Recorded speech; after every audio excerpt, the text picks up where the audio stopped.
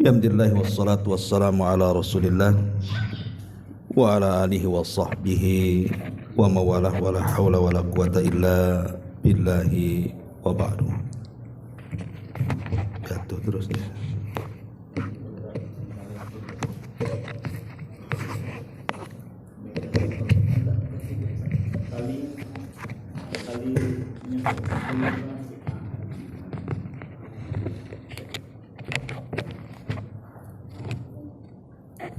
Tarik tali jadi.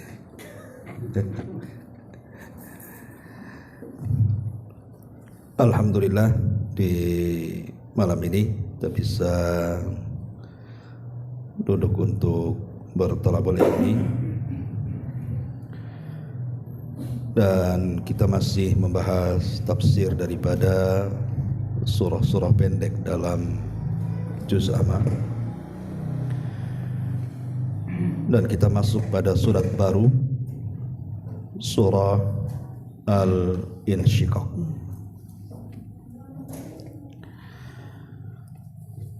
Ma'asyiral muslimin wal muslimat rahimani wa rahimakumullah. Surah Al-Insyiqaq ini adalah bagian daripada surah-surah Makkiyah. Karena umumnya juz amma itu rata-rata surah Makkiyah. Dan surah Al-Insyiqaq ini bicara soal kiamat. Sama dengan surah Al-Infitar, surah At-Takwir, itu bicara soal kiamat. Bahkan dalam surat ini bukan hanya bicara soal kiamat, tapi juga soal perjalanan manusia dari mulai lahir sampai kemudian berjumpa dengan Allah Subhanahu wa taala. Bahkan sampai tempat duduknya juga dijelaskan kelak di akhirat. Apakah ke surga ataukah ke neraka. Artinya cukup lengkap surat ini bicara tentang perjalanan hidup manusia dari dunia sampai akhirat. Adapun di antara fadilahnya disebutkan dalam hadis Abi Salamah radhiyallahu an, anna Abu Hurairah qara'a bihim, bahwa Abu Hurairah radhiyallahu an satu hari membaca surah Al-Insyiqaq ini. Idas sama'un syaqqat fasajada fiha, maka Abu Hurairah pun kemudian sujud tilawah ketika membaca surat ini. Karena dalam surat ini ada kalimat fama lahum la yu'minun wa idza quri'a alaihimul Qur'an la yasjudun. Jadi Abu Hurairah radhiyallahu an ketika membaca surat ini beliau sujud. Ketika kemudian beliau berpaling, maka beliau menghabarkan kenapa dia sujud. Maka dia mengatakan bahwa Nabi SAW juga ketika membaca surah Al-Insyiqaq ini, beliau juga sujud. Begitu yang dikeluarkan Imam Muslim dalam sahihnya. Dalam riwayat Bukhari disebutkan dari Abi Rafi', dia mengatakan Sallaitu ma'a Abi Hurairah al-atamata. Satu hari aku salat, kata Abi Rafi, bersama Abu Hurairah di waktu malam. Faqara'ah, maka dia Abu Hurairah membaca idas sama'un syaqqat. Fasajada, maka Abu Hurairah pun kemudian sujud tilawah. Faqultu, kata Abu Rafi, aku katakan, kenapa engkau sujud wahai Abu Hurairah? Maka Abu Hurairah radhiyallahu anhu mengatakan, sajadtu khalfa Abil Qasim fala azalu asjud biha hatta alqa. Karena aku pernah sujud di belakang Nabi sallallahu alaihi wasallam, maka aku senantiasa sujud sampai beliau Nabi sallallahu alaihi wasallam meninggal dunia. Artinya dalam surah Al-Insyiqaq ini ada syariat sujud tilawah. Dan sujud tilawah ini adalah sujud yang membuat syaitan sangat terpukul dengan sujud itu. Jadi kalau ada orang yang sedang sujud tilawah, maka syaitan akan mengatakan, dulu aku diperintah oleh Allah Subhanahu wa taala sujud, aku pun enggak sujud.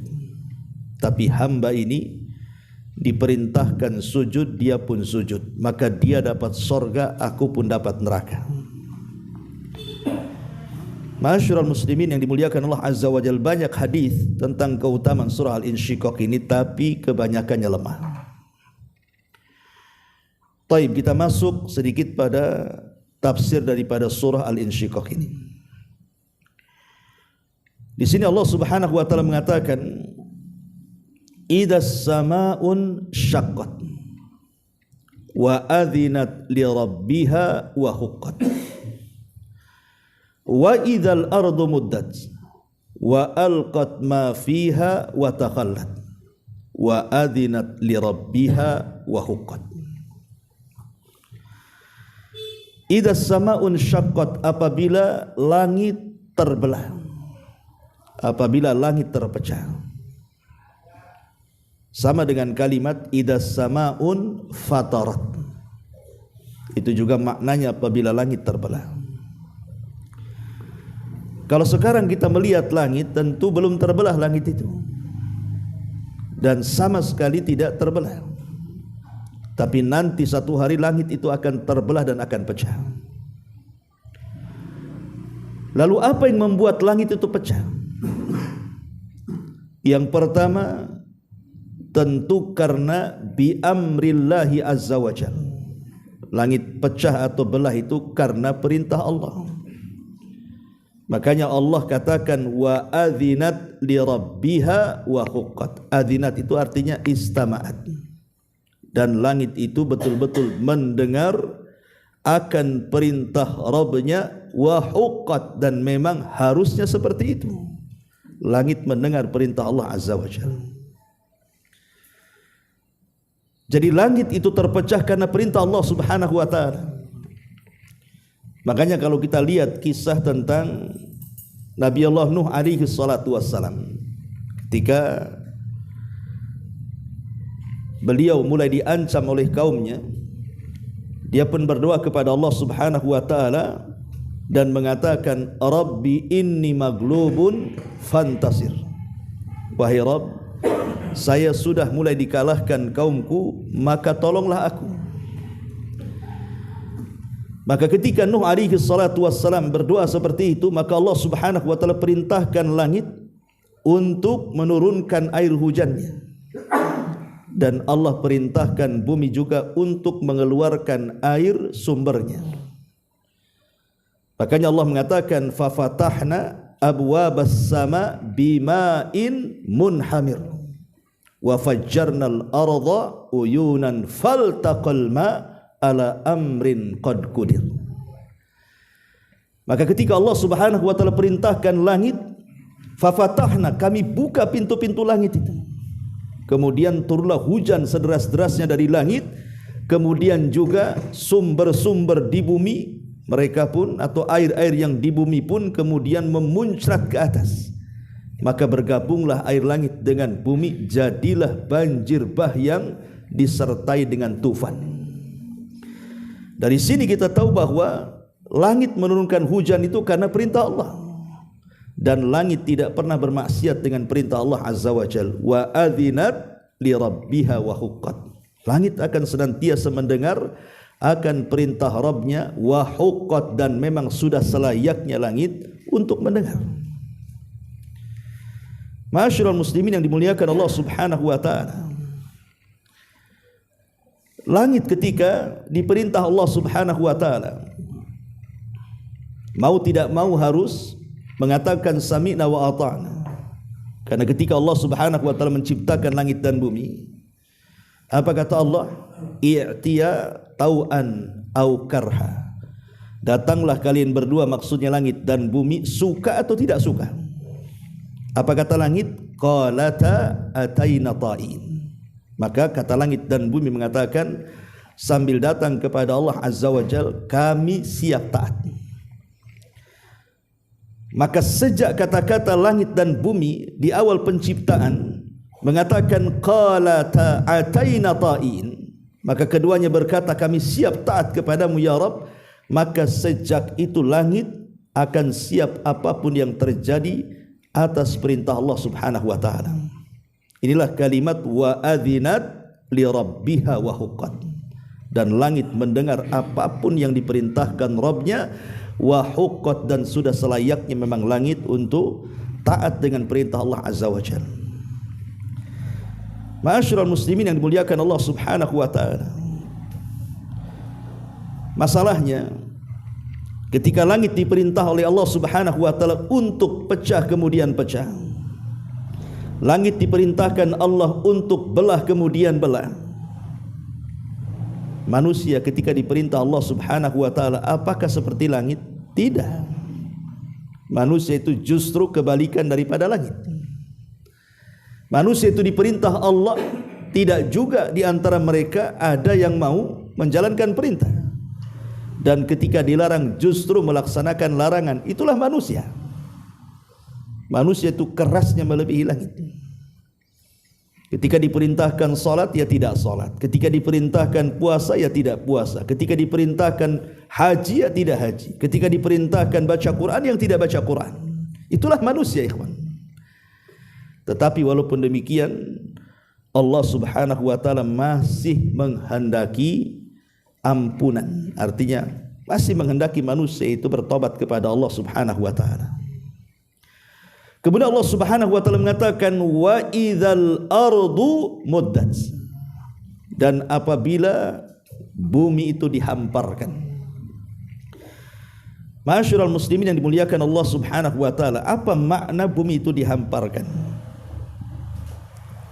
Makna bumi dihamparkan kata para ulama adalah annaha tattasi'u, ai maksudnya bumi itu dihamparkan maksudnya diluaskan. Wala'alla al-hikmah fi dzalika, adapun kenapa bumi yang tadinya sempit menjadi luas, hikmahnya adalah karena Allah Subhanahu wa taala akan mengumpulkan orang yang awal dan orang yang akhir dan akan dibangkitkan di atasnya. Inilah isyarat dalam surah Al-Waqi'ah ayat 49 sampai 50. Allah Subhanahu wa taala berfirman, "Qul innal awwalina wal akhirin lamajmu'una ila miqati yaumin ma'lum." Katakan ya Muhammad, sesungguhnya orang-orang yang awal-awal dan orang yang akhir-akhir mereka akan dikumpulkan di tempat yang sudah ditentukan Allah Subhanahu wa taala. Maksudnya bumi yang dihamparkan. Sebagian para ulama mengatakan ketika mentafsirkan ayat yauma tubaddalul ardu ghairal ardi, pada hari kami robah bumi dengan bumi yang lain. Pada hari kami ganti bumi ini dengan bumi yang lain. Ahli tafsir mengatakan bahwa apakah yang dimaksud ayat ini? Bumi yang akan diganti itu adalah bumi yang kita pijak. Mana bumi yang kita pijak hari ini akan dilenyapkan Allah pada hari kiamat. Kemudian Allah akan ciptakan bumi yang baru yang disebut dengan padang mahsyar, bumi yang lain. Ataukah bumi padang mahsyar itu adalah bumi yang kita pijak ini juga? Maka ulama tafsir mengatakan bahwa bumi padang mahsyar yang kelak akan dikumpulkan orang yang awal dan sampai kepada orang yang akhir itu adalah bumi yang kita pijak ini juga. Artinya bukan bumi ini dilenyapkan kemudian datangkan bumi yang baru, tidak. Tetap bumi ini juga yang akan menjadi padang mahsyar. Cuman dirubah bentuknya. Jadi Allah Subhanahu wa taala merubah bentuknya dengan cara apa? Dengan cara wa idzal ardu muddat. Dan apabila bumi itu dihamparkan. Apa makna muddat? Makna muddat adalah bumi itu sama sekali tidak ada yang meninggi, tidak ada yang merendah. tidak ada bukit, tidak ada lembah, semua rata. Ya. Kalau sekarang kita lihat bumi, macam-macam kan? Lihat bumi macam-macam. Ada lautannya, ada sungainya, ada hutannya, ada gunungnya, ada bukitnya, ada yang meninggi, ada yang merendah, ada bukitnya, ada lembahnya. Itulah bumi yang sekarang kita pijakan. Sehingga manusia ketika menempati bumi itu menjadi sempit. Karena banyak tempat-tempat yang tidak layak dihuni. Banyak tempat-tempat yang tidak layak manusia untuk tinggal di situ. Kenapa? Karena ya tadi buminya macam-macam bentuknya kan. Ada hutannya, ada gunungnya, macam-macam. Ya. Tapi nanti pada hari kiamat itu tidak ada hutan, tidak ada gunung, tidak ada lembah, tidak ada sungai, tidak ada lautan, tidak ada apapun kecuali hanya hamparan tanah saja. Dan tidak ada ma'lam.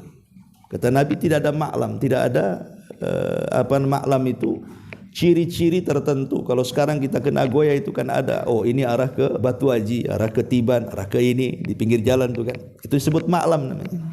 Ya. Nah tidak ada, karena semua bumi terhampar dan berwarna putih seperti tepung. Itulah makna wa idzal ardu muddat. Kemudian Allah Subhanahu wa taala katakan wa idzal ardu muddat wa alqat ma fiha wa takhallat. Wa alqat, dan kami akan lemparkan ma fiha, apa-apa yang di dalam bumi itu, wa takhallat, dan kami akan kosongkan. Sebagian ahli tafsir mengatakan maksudnya adalah jasad-jasad manusia yang terkubur dalam bumi itu kelak pada hari kiamat itu akan dilemparkan ke permukaan. Kita tahu bahwa jasad-jasad yang mati sejak zaman Adam sampai hari ini, siapa yang tahu jumlahnya? Tidak ada yang tahu jumlahnya kecuali Allah. Tapi yang jelas bahwa penghuni kuburan jauh lebih banyak dibandingkan penghuni orang yang di atas bumi. Orang yang dalam kuburan itu jumlahnya jauh lebih banyak dibandingkan orang-orang yang hidup di atas bumi. Kalau kita hitung sejak zaman Nabi Adamnya sampai hari ini, bahkan sampai kiamat dibangkitkan. Lah tentu yang namanya jasad, sebagian mereka kan sudah hancur lebur. Apalagi ada yang terbakar, ya, sehingga jadi abu dan begitu seterusnya. Bagaimana cara Allah membangkitkan?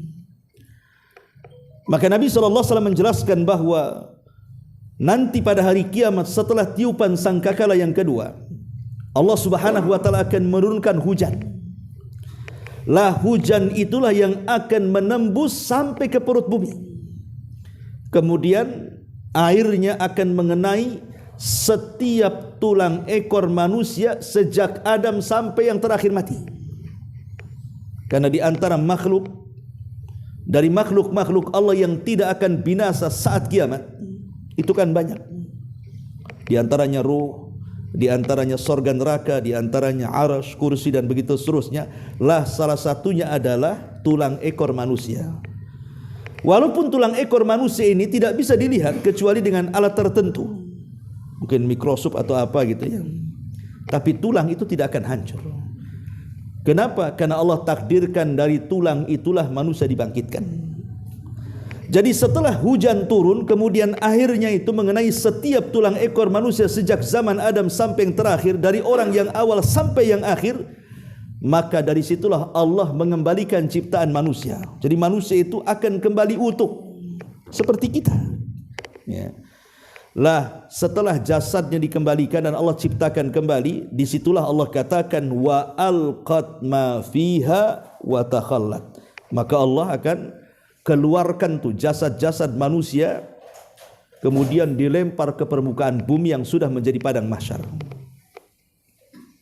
Disitulah setelah kemudian manusia berserak di mana-mana, tapi kan mereka bangkai semua, jasad semua. Dan bukan hanya manusia kan begitu, sampai semua binatang. Karena hisab itu kan bukan hanya berlaku kepada manusia, binatang pun akan dihisab, tetapi mereka tidak diazab. Artinya semua akan dibangkitkan dari, mungkin kalau dulu mungkin ya ada, ya seperti Kata orang ada dinosaurus atau apa begitu. Nah, itu akan dibangkitkan juga. Sampai kepada binatang yang terkecil akan dibangkitkan semuanya. Jadi kita bisa bayangkan coba ketika jasad kita kemudian berkumpul dengan hewan buas, hewan jinak dan yang semacamnya. Lah dari situlah Allah Subhanahu wa taala katakan wa idzan nufusu zuwizat. Wa idzan nufusu zuwizat. Apabila jiwa mulai dimasukkan ke dalam jasad. Artinya ruh itu dilesatkan ke dalam jasad-jasad manusia yang sudah berada di permukaan itu. Di mana ruh itu berada? Ruh adalah makhluk Allah yang tidak dihancurkan saat kiamat. Adapun ruhnya orang-orang yang beriman diletakkan fil illiyin. Adapun ruhnya orang-orang kafir, orang-orang munafik, orang-orang fajir, maka mereka diletakkan fi sijjin. Maka Allah lepas tuh ruh-ruh itu. Subhanallah kuasa Allah. Tidak ada satupun jasad yang tertukar ruhnya. Jadi mereka melesat kepada jasad mereka masing-masing yang sudah Allah munculkan dari dalam bumi ke permukaannya. Wa alqat ma fiha wa takhallat. Ada juga ahli tafsir, sebagian mereka mengatakan maksudnya wa alqat ma fiha wa takhallat itu bukan mayat-mayat manusia, bukan. Tapi maksudnya adalah kunuzul ardi. Maksudnya adalah pembendaharaan bumi. Di bumi itu kan macam-macam tuh. Ya, namanya bumi kan ada daratnya, ada lautnya. Di dalam bumi, dalam laut itu kan macam-macam pembendaharaan. Ada emasnya, ada jamrudnya, ada macam-macamnya kan. Lah nanti pada hari kiamat itu pembendaharaan bumi itu akan dikeluarkan. Ya. Tetapi tidak ada manusia yang mau mengambilnya. Buat apa? Yauma yafirul mar'u min akhi. Ada juga mengatakan bahwa yang dimaksud kunuz itu perhiasan-perhiasan bumi yang dimunculkan ke permukaan itu adalah di masa ketika Dajjal diutus oleh Allah Azza wa Jalla untuk memfitnah manusia. Karena di antara salah satu fitnah Dajjal apa? Mengatakan kepada bumi, ukhruji kunuzaki, keluarlah pembendaharaan-pembendaharaan, bukan itu. Maka semua keluar. Artinya Dajjal diberikan kekuasaan untuk itu. Ya. Tetapi pendapat yang kuat dari ahli tafsir bahwa yang dimaksud wa alqat ma fiha wa takhallat artinya jasad-jasad yang sudah terkubur kemudian diangkat ke permukaan bumi dan Allah hendak membangkitkan mereka. Kemudian Allah mengatakan wa adzinat li rabbiha wa huqat. Wa adzinat. Dan bumi pun mendengar apa kata Rabbnya. Taat dengan perintah Rabbnya. Wa huqat, dan sudah selayaknya bumi taat dengan perintah Allah Subhanahu wa taala. Lihat bagaimana langit dan bumi menurut apa kata perintah Allah. Di zaman Nabi Musa alaihi salam, kita tahu bahwa saingan Qarun adalah Nabi Musa. Nabi Musa itu tidak kaya, tidak sekaya Qarun. Tetapi kan pengaruhnya sangat luar biasa di tengah-tengah Bani Israel karena ketokohan. Sehingga kemudian Qarun ini hasad. Dia orang kaya tapi yang menghormati dia sedikit. Musa orang miskin tapi yang menghargai dia banyak. Makanya kemudian Qarun pun hendak membuat makar kepada Nabi Musa. Sebutkan dalam kisah Israiliyat, dia menyewa seorang pelacur. Kemudian melakukan transaksi dengan pelacur tersebut dan siap membayar sekian dan sekian. Tentunya Qarun orang kaya, dia bisa membayar berapapun. Dengan syarat bahwa wanita itu harus mengakui pernah berzina dengan Nabi Musa. Akhirnya kemudian Qarun pun setelah sepakat dengan wanita itu mengumpulkan Bani Israel.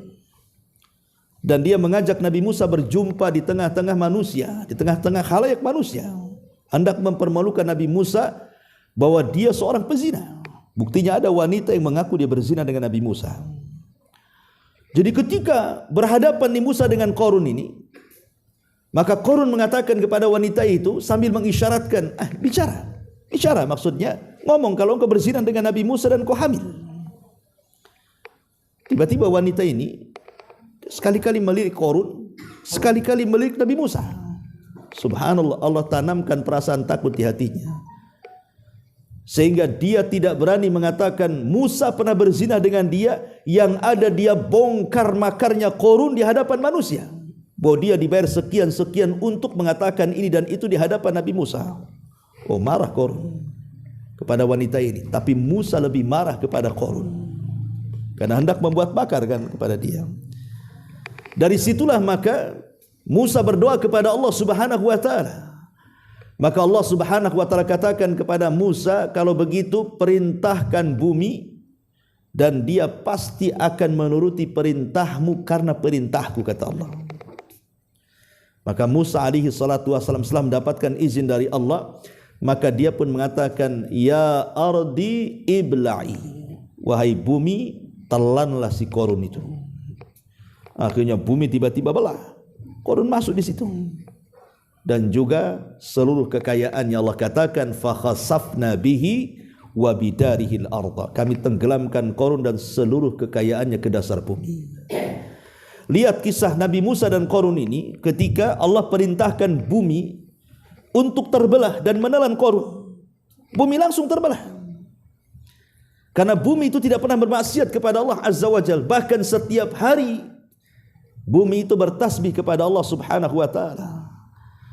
Dari sini Allah katakan wa adzinat li rabbiha wa huqqat. Memang bumi betul-betul mendengar perintah Rabbnya dan sudah selayaknya bumi itu taat dengan perintah Allah Subhanahu wa taala. Ma'asyiral muslimin yang dimuliakan Allah Subhanahu wa taala, ayat ini semakna dengan ayat Al-Zalzalah sebenarnya, di mana Allah Subhanahu wa taala berfirman, idza zulzilatil ardu zilzalaha, apabila kami goncangkan bumi itu satu kali goncangan. Tapi satu kali goncangan menghancurkan alam semesta dari ujung barat, timur, selatan dan utara. Satu bumi, bahkan alam semesta. Karena Allah mengatakan idza zulzilatil ardu zilzalaha wa akhrajatil ardu athqalaha, dan kami keluarkan beban-beban berat bumi ke dasar bumi. Kalimat wa akhrajatil ardu athqalaha ini sama dengan wa alqat ma fiha wa takhallat. Kami keluarkan tuh.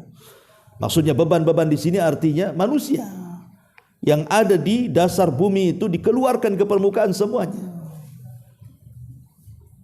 Idza zulzilatil ardu zilzalaha wa akhrajatil ardu athqalaha wa qala al insanu ma laha. Ketika mereka dibangkitkan, manusia mengatakan, malah ada apa ini? Maka disebutkan dalam surah Yasin, apa kata Allah Subhanahu wa taala? Ya wailana man ba'athana mim marqadina. Celaka, siapa yang membangkitkan aku dari tidur-tidurku ini? Tetapi orang-orang yang beriman, mereka mengatakan hadza ma wa'adar rahman wa sadaqal mursalun. Inilah yang dijanjikan Ar-Rahman dan benarlah ucapan para rasul. Ketika manusia mengatakan malaha, maka Allah katakan yauma idzin tuhadditsu akhbaraha, pada hari itu bumi menghabarkan beritanya karena perintah Allah Subhanahu wa taala, wa adzinat li rabbiha wa huqqat, dan sudah selayaknya bumi itu mendengar akan perintah Rabbnya, dan huqqat, memang sudah selayaknya dia mendengar perintah Allah Subhanahu wa taala. Kemudian Allah Subhanahu wa taala katakan ya ayyuhal insan innaka kadihun ila rabbika kadhan famulaki. Wahai manusia, innaka, sesungguhnya engkau kadih, lelah letih dalam usaha, ila rabbika, menuju Rabbmu, kadhan, dengan keletihan yang terkadang tidak bisa dibayangkan, famulaki, tapi semua itu akan terbayar karena engkau akan berjumpa dengan Rabbmu. Manusia hidup di dunia ini, Tuhan, terbagi menjadi dua kelompok. Ada orang yang saat berjalan keletihan mereka itu, berjalan menuju Rabbnya di dunia ini, keletihan mereka digunakan untuk maksiat kepada Allah. Lelah letih mereka bekerja, tapi ketika sudah mendapatkan gaji bulanan digunakan untuk maksiat. Lelah letih. Jadi ada orang yang melakukan perjalanan menjumpai Allah Subhanahu wa taala, keletihannya itu di atas maksiat kepada Allah Azza wa Jalla. Dan mereka pun akan berjumpa dengan Allah. Tapi ada juga manusia yang lelah letihnya itu memang betul-betul karena ibadah. Letihnya karena salat, letihnya karena puasa, letihnya karena haji, letihnya karena umrah, letihnya karena baca Quran, letihnya karena ibadah. Dan mereka pun akan berjumpa dengan Allah Azza wa Jalla. Dari sini kata para ulama, tidak ada amalan yang sia-sia. Tidak ada keletihan yang sia-sia. Semua akan dicatat dan akan dipertanggungjawabkan di hadapan Allah Subhanahu wa taala. Seperti yang dijelaskan oleh siapa? Hasan Al-Basri. Yang pernah saya ceritakan kepada antum, dia berjumpa dengan seorang kakek yang berusia 60 tahun. Hasan Al-Basri mengatakan, "Ya fulan, kam umruk?" Wahai fulan, berapa usiamu? Maka sang kakek mengatakan, "Situna sanatan." Usiaku 60 tahun wahai imam. Maka Hasan Al-Basri mengatakan, kalau begitu sudah dekat perjalananmu untuk berjumpa dengan Allah. Karena usiamu sudah 60 tahun, sementara usia umat Islam itu 60 sampai 70. Artinya sudah dekat berjumpa dengan Allah, kata Imam Hasan Al-Basri. Maka kakek ini mengatakan, "Inna lillahi wa inna ilaihi raji'un." Ya imam, bukankah kita semua datang dari Allah dan akan kembali kepada Allah? Maka Imam Hasan Al-Basri mengatakan, "Wahai fulan, tahukah tafsir inna lillahi wa inna ilaihi raji'un?" Dia mengatakan tidak tahu. "Idzan fassir lana." Kalau begitu tafsirkan kepada kami. Maka Hasan Al-Basri mengatakan, "Inna lillah," maksudnya inna lillahi abdu. Inna lillah, sesungguhnya kita milik Allah, maksudnya kita ini hamba Allah. Wa inna ilaihi raji'un, dan kita akan kembali kepada Allah, maknanya kehambaan kita akan ditanya di hadapan Rabb kita. Kehambaan kita akan dipertanggungjawabkan di hadapan Rabb kita. Kita akan ditanya. Maka sang kakek mengatakan, "Ya imam, kalau kita akan ditanya tentang kehambaan kita, tentu yang namanya pertanyaan ada yang mudah dijawab, ada yang tidak mudah dijawab. Bagaimana cara melaluinya supaya aku mudah mempertanggungjawabkan di hadapan Allah?" Maka Imam Hasan Al-Basri mengatakan, kalau begitu ahsin fima baki, perbaiki sisa hidupmu, yughfar laka fima madha wa fima baki, maka Allah akan ampuni dosamu yang telah berlalu dan yang sedang kau lakukan. Dari kalimat Hasan Al-Basri rahimahullahu ta'ala, bahwa kita ini hamba dan kita akan ditanya di hadapan Allah, itulah makna ya ayyuhal insan innaka kadihun ila rabbika kadhan pamulaki. Bahwa kita ini akan terus berjalan dari bayi, kemudian remaja, kemudian dewasa, kemudian tua, dan kelak akan mengalami kematian dan akan berjumpa dengan Allah Subhanahu wa taala. Tidak ada manusia yang tidak berjumpa dengan Allah. Inna ilaina iyabahum thumma inna alaina hisabahum. Iyabahum artinya kita akan kembali kepada Allah. Kaifa takfuruna billahi wa kuntum amwatan fa ahyaakum thumma yumitukum thumma yuhyikum thumma ilaihi turja'un. Kepada Allah kalian akan dikembalikan, semua akan kembali kepada Allah, kata Allah. Maka di sini Allah mengatakan, ya ayyuhal insan innaka kadi, sesungguhnya engkau ini lelah letih. Di dunia ini tidak ada yang tidak lelah, ikhwan. Makanya ada istilah para ulama, manusia tidak selamat dari 3 perkara. Pertama, manusia tidak akan istirahat di bumi. Manusia itu tidak akan istirahat selama hidup di dunia, tidak akan istirahat. Pasti ada aja masalah, kawan. Baru selesai masalah, datang masalah yang lain. Baru selesai istirahat, lelah letih, pinggang pula sakit sebelah kanan.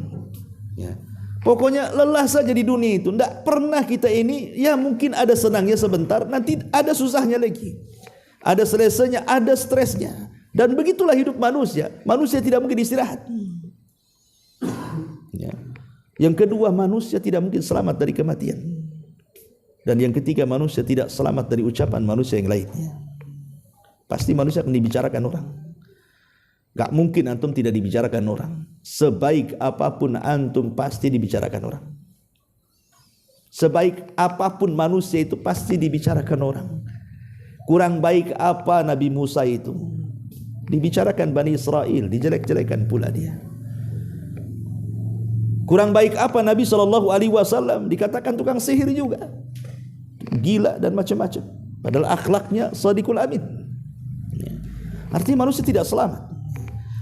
Tapi yang jelas bahwa manusia itu akan lelah, letih dan tidak mungkin istirahat di dunia. Itulah makna kadi. Tetapi semua itu akan terbayar kalau kita berjumpa dengan Allah Subhanahu wa taala. Kata Aisyah Ummul Mukminin radhiyallahu anha, ketika dia mendengar hadis Nabi sallallahu alaihi wasallam, man ahabba liqa Allah ahabballahu liqa'ah.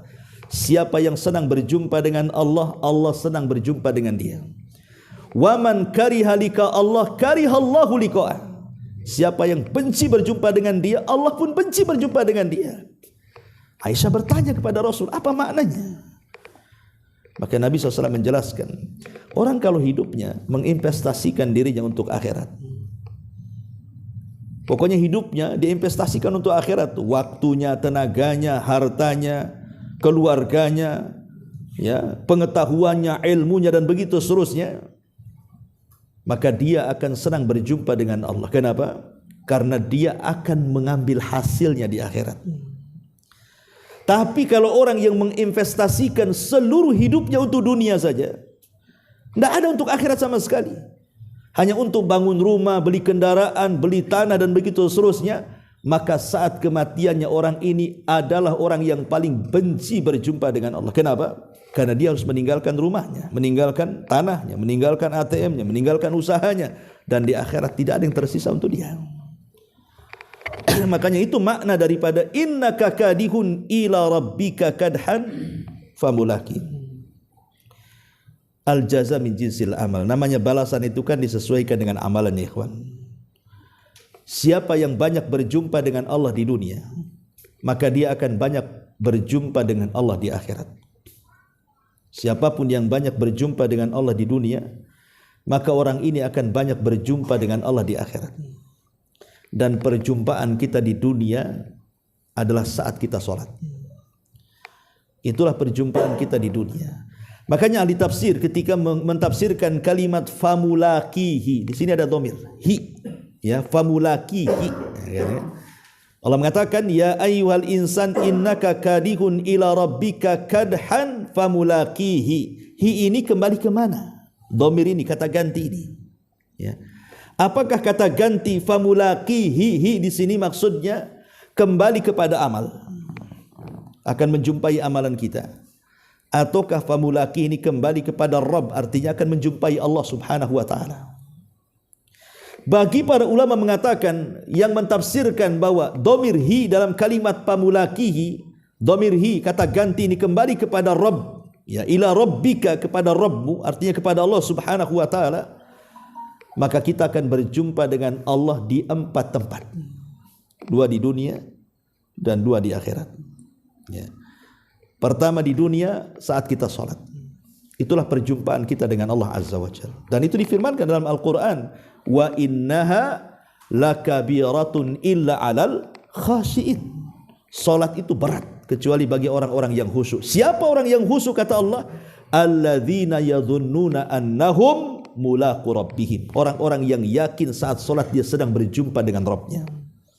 Jadi saat solat itu hakikatnya kita sedang berjumpa dengan Rabb kita. Makanya dalam surah Al-Fatihah yang kita baca dalam solat itu kan ada dialog antara kita dengan Allah. Apabila kita membaca Alhamdulillahi Rabbil Alamin, Allah jawab apa? Hamidani abdi, hambaku sedang memujiku, katanya. Apabila kita katakan Ar-Rahman Ar-Rahim, apa kata Allah? Athna alayya abdi, hambaku sedang mengagung-agungkan aku, katanya. Apabila kita katakan Maliki Yaumiddin, apa kata Allah? Majjadani abdi, hambaku sedang membesarkan diriku. Apabila kita katakan Iyyaka na'budu wa iyyaka nasta'in, maka Allah katakan Hada baini wa baina abdi wali abdi masal. Ini urusan aku dan hambaku, dan setiap permintaan hambaku pasti kuberikan. Dan begitu sampai akhir surah Al-Fatihah itu hakikatnya hiwar surah Al-Fatihah itu dalam solat itu.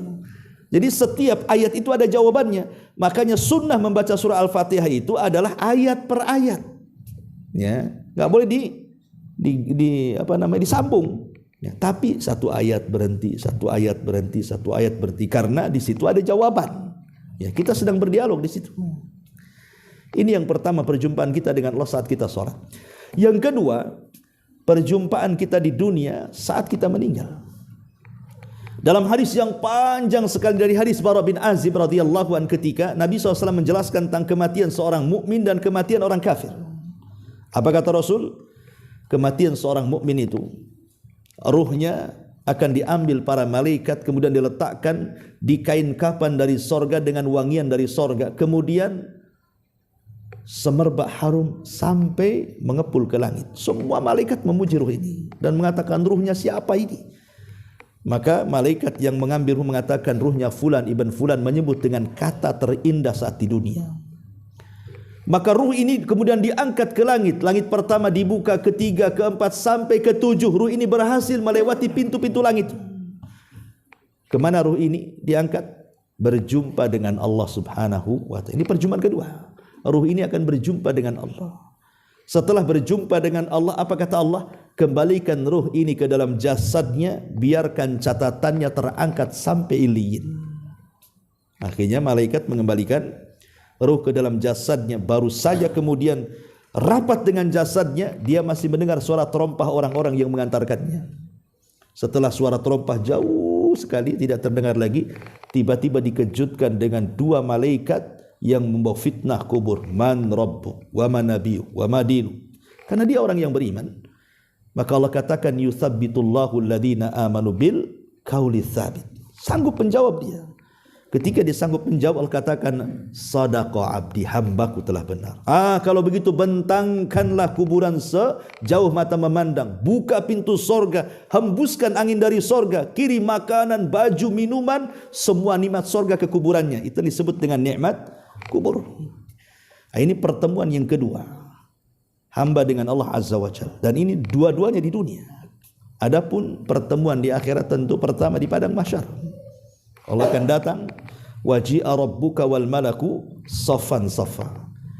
Dan yang terakhir pertemuan dengan Allah ketika kita di sorga. Itulah yang disebut dengan ru'yatullahi azza wa jalla, memandang wajah Allah subhanahu wa ta'ala. Dan itu tidak ada kenikmatan yang lebih tinggi dibandingkan ru'yatullahi azza wa jalla. Ini kalau makna dhamir famulakihi kembali kepada ila rabbik, kembali kepada Allah. Tapi kalau yang dimaksud famulakihi ini kembali kepada kadhan, artinya kembali kepada amalan, maka sama, kita akan berjumpa dengan amalan kita juga di 4 tempat. Ya. Pertama di dunia, kita akan berjumpa dengan amalan kita kan. Amalan itu pasti punya pengaruh, ikhwan. Amalan itu pasti pengaruh. Contoh umpamanya antum mengucapkan kalimat yang baik. Kalimat yang baik, yang menyenangkan, yang mengucapkannya, yang menyenangkan, yang mendengarkannya. Itu rasanya kita puas. Ya. Ada pengaruh kepada hati. Berbeda kalau kita mengucapkan kalimat buruk, yang kita sendiri mengucapkannya terkadang menyesal. Kenapa tadi saya mengucapkan kalimat itu? Yang mendengar sakit hati sampai kiamat. Nah, kan itu ada tuh. Jadi amal itu kan pengaruh kan? Ada pengaruhnya kepada kita tuh. Pengaruhnya ada, nggak mungkin nggak ada pengaruh. Contoh saja 1 bulan ini, jangan 1 bulan, 1 minggu saja. Antum tidak lepas daripada sholat jamaah, baca Quran, zikir, jauhi maksiat. Pasti ada pengaruhnya. Nggak mungkin tidak ada pengaruh. Karena amalan itu juga akan menjumpai kita di dunia. Ya, ini yang pertama. Yang kedua, saat kita di kuburan. Ketika kemudian kisah yang tadi saya sebutkan, ketika orang ini ditanya oleh malaikat mungkar, siapa Rabbmu, siapa nabimu, apa agamamu, dan dia sanggup menjawab. Kemudian Allah katakan, an sadaqa abdi, hambaku telah benar. Maka kemudian kata Allah, bukakan pintu sorga, hembuskan angin, makanan dan minuman sorga, berikan kain yang indah dari sorga, dan begitu seterusnya. Masuklah ke wilayah nikmat kubur. Disitulah kemudian ketika dia berada sendirian di situ. Ikhwan, tempat seindah mungkin kalau sendirian, bosan. 1 Batu bata milik antum, tapi antum hidup sendiri di kota Batam coba. Semua tuh milik antum semua tuh. Tapi nggak ada kawan. Apa nggak boring hidup sendiri luntang lantung ke sana kemari? Tapi beda kalau orang dikasih kawan kan, nggak akan bosan. Makanya Allah Subhanahu wa taala utus orang yang tampan, yang indah, yang suaranya indah, kemudian tutur katanya juga indah. Tiba-tiba datang kenalan, kemudian ngobrol. Kemudian setelah ngobrol dikatakan kepada dia, nim naumatal arus, tidurlah seperti pengantin baru. Ya, tidur pengantin baru kayak apa? Subuh aja kayak malam. Pengantin baru. Artinya walaupun kiamat ini mungkin 2000 tahun lagi ke depan atau 100.000 tahun lagi ke depan, kalau kita tidurnya seperti pengantin baru itu ya tidak terasa kan, itu maksudnya. Mana terasa pengantin baru itu? Seperti seolah-olah sebentar aja malam ini. Itu maknanya. Sehingga ketika kemudian orang yang baik ini mengatakan Allah sudah menghabarkan kiamat hendak dibangkitkan, dia heran, begitu baiknya engkau, siapa engkau sebenarnya? Kenapa kau menemani aku di sini? Barulah kemudian orang ini mengatakan, ana amaluka saleh, sayalah amal solehmu, katanya. Sayalah solatmu, sayalah zakatmu, sayalah hajimu, sayalah umrahmu, sayalah baca Quranmu, sayalah zikirmu, sayalah birrul walidain, sayalah silaturahim, begitu seterusnya. Dia sebutkan amal kebaikannya. Artinya bahwa amal soleh akan menjumpai dalam bentuk manusia, dan itu di dunia. Ya. Adapun di akhirat, amal itu akan mendatangi kita dalam bentuk catatan, dan itu akan disebutkan di sini ayat setelahnya kan gitu. Fa amman utiya kitabahu biyamini fasawfa yuhasabu hisaban yasira wa yanqalibu ila ahli masrur, dan begitu seterusnya. Adapun yang terakhir tentu amalan yang kita akan dapati Allah akan ganti dalam bentuk surga kalau kita termasuk penghuni surga. Wallahu alam. Saya kira sampai di sini aja, sampai kalimat ya ayyuhal insan innaka kadihun ila rabbika kadhan famulaki. Wallahu a'lam. Ada boleh? Jadi mungkin di luarnya apa bunyi kalau kita kerja ilegal, bekerja ilegal itu apa? Bekerja ilegal, Maksudnya dia masuk ke lapor, masuk ke tenaga kerja. wallahu a'lam. Pekerjaannya kalau memang halal, ya halal hasilnya. Tapi proses menuju ke pekerjaan itu yang jadi masalah. Contoh umpamanya perempuan menjadi pembantu di luar negeri tanpa mahram, tapi dia bekerja halal.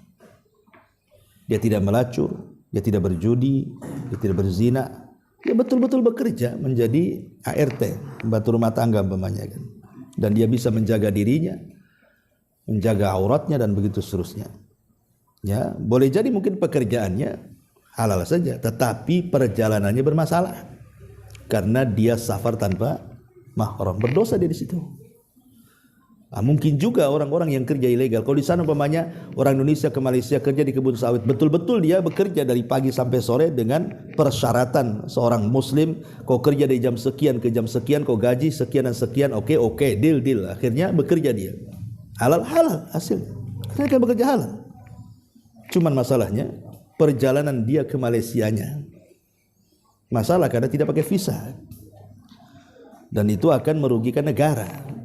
Sementara kita disuruh taat kepada Allah dan Rasulnya dan ulil amri. Masalahnya ketika mereka ada masalah baru mereka datang ke negara. Ketika tidak ada masalah sembunyi saja mereka. Kalau ada masalah baru sibuk KBRI. Jadi ya perjalanannya masalah, tapi kalau kerjanya halal insyaallah. Ya. Wallahu a'lam. Ya. Enggak keterangan tentang sifat trompetnya itu, trompet Israfil.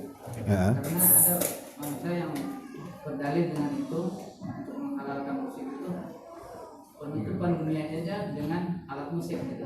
Apakah ada keterangan yang pertama? Ya, alhamdulillah. Trompet Israfil itu dibahasakan dengan macam-macam bahasa dalam Quran.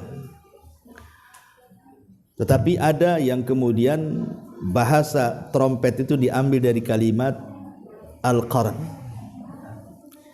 Kata Nabi SAW, kaifa un'am wa qad iltaqama sahibul qarni qarnan.